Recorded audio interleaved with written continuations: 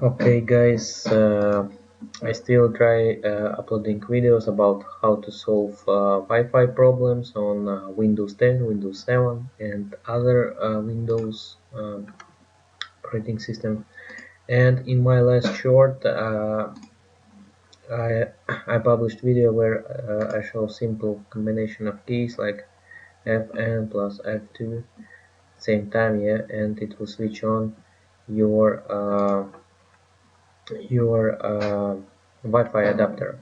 Sometimes by mistake people switch it off and then don't understand why Wi-Fi not working, why here is red icon, no connection and not works.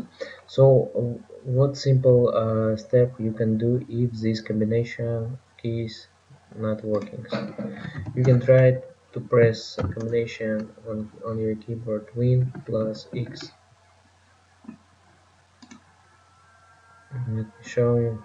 Yeah, so try to press this combination of keys. Let me show you what happens. So I just press it and here is what I see now. So it's Windows Mobility Center. So you have option here.